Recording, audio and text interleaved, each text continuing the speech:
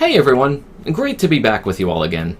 In 2015, like many gamers and people alike, I was deeply saddened to hear about the passing of Satoru Iwata, former CEO of Nintendo, who had been battling a cancerous tumor that eventually led to his death about a year after its discovery.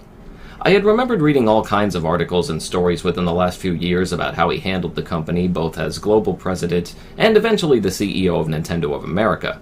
Reading these and working for companies like GameStop as a teenager, I learned a great deal about how the gaming industry as well as most large corporations operate, the things that they look for, etc. To make a long story short, it taught me a great deal about business administration long before I ever went to college or any other places where you'd go to learn about the intricacies of these topics. So you can imagine how deeply it had hit me to suddenly see such a major figure in the industry just go like that. While I had never learned much about Iwata's personal life, I couldn't help but feel a sense of fondness for him, as he clearly demonstrated a level of passion and dedication that I've not seen in many large-scale companies, especially those based in the US here. When Ask Iwata, the book I'm reviewing here, was first announced, I just knew that I'd have to pick it up and see for myself just what Hobonichi had put together here. I suppose the first thing to mention here is what the book actually is and what it is not. What it is not is a full-on biography or autobiography, despite clearly having some elements of both in here, which is certainly going to dissuade some people from picking it up.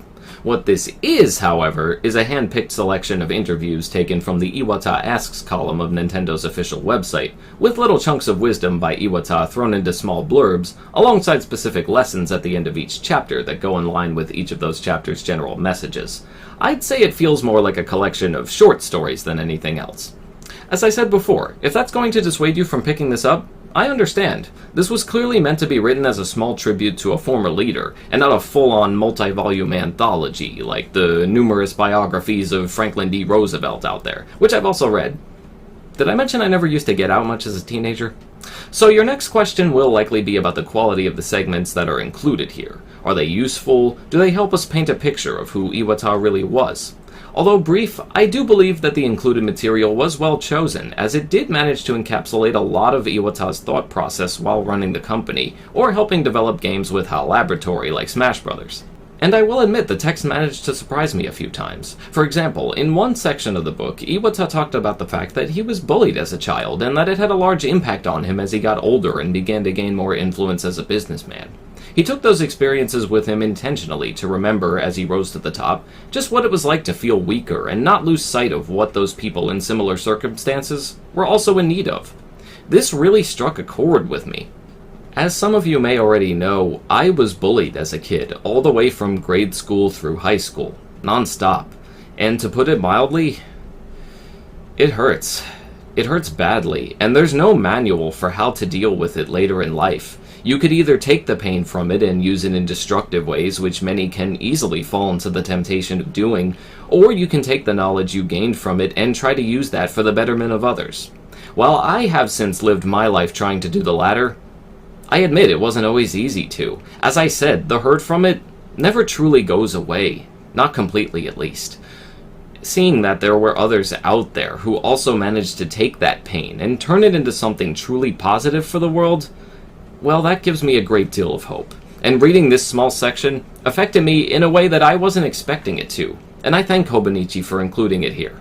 The next part I'm going to mention may seem obvious to some, but for some reason never really occurred to me until I saw it written out like this. When Iwata talked about the creation of the Nintendo Wii and using a remote for its controller, he explained that after years of seeing people come home and grabbing the TV remote without even thinking due to it becoming so ingrained in our daily lives, that he wanted to design a video game controller that would have the same effect on people. Did you know that was the reason it was designed that way? Now that I've explained that, does it make more sense to you? Because I certainly didn't get it at the time. I don't know, I guess it just never clicked with me. Oh god, click, remote, no, oh god, no, I'm so sorry. I also appreciated and understood Iwata's descriptions concerning how Nintendo handles competing with other gaming companies, as their strategy has always been to not compete with them. As you can probably tell, Nintendo has always been about doing what is very much their own thing, and Iwata more or less confirms that here. He also gives a favorable explanation on why Nintendo games rarely drop in price the way that you see other games from Sony and Microsoft do. While I don't know if I fully agree with the explanation, which has to do with maintaining an image of quality by keeping the games at a higher price to reflect that quality, but I will say I at least understand what Iwata is saying and where he is coming from in this instance. It was certainly a respectable answer, all things considered. Another thing that may surprise people, as it certainly did me, was the way that Iwata went about working with the other developers at Nintendo. In order to make sure he was actually hearing and understanding the needs of each of them, so as to prioritize the most important things, Iwata would carry out the task of interviewing each and every employee on a one-on-one conversation about it. This is absolutely fascinating to me, as I've never actually heard of a CEO in a company, especially that of a large company such as this, performing such a task. It's one thing to give people quarterly or annual reviews, but setting up time like this, specifically to understand the needs of your employees better, is quite a different method. It was really a showcase to his dedication for me. One more point to make is Iwata's thoughts regarding the topic of hardcore and casual gamers, and the disconnect that often comes with it. I'm going to read the quote to you right here. It's from page 110 in Chapter 5. Gaming always begins as a curiosity, but some people will have so much fun they just can't get enough. Yet somehow this idea that light users and core users come from different planets has become all too common. Proponents of this theory overlook all the time involved, and talk as if people are born one way or the other. But in reality, that's not the case, since even the biggest gaming fans, who demonstrate extraordinary skill, were once light users in their own right. With that in mind, I think it's so important that new people continue to discover games. Unless we make these games a welcoming space for new audiences, a day will come when people will walk away. I don't think I could have said it any better myself. Core gamers and casual gamers are not as distant as they're all made out to be, and it's important that we try to remember all the things that can bring us together instead of tear us apart. When I make my gaming videos, I try to be as open and clear as I possibly can when describing topics, because I think it's important to speak and reach out to the largest number of people that I can. In a world of gatekeepers and elitists, it's more important than ever to be welcoming to people, no matter what side of the playing field they come from. It was wonderful to see that Iwata also saw the importance of this, and I couldn't agree more with the approach. I only hope that others continue to take this philosophy to heart. Now, I'm not going to say that all of the text felt as useful or profound to me, as there are sections with advice that followed the same structure as you see in all kinds of other business books.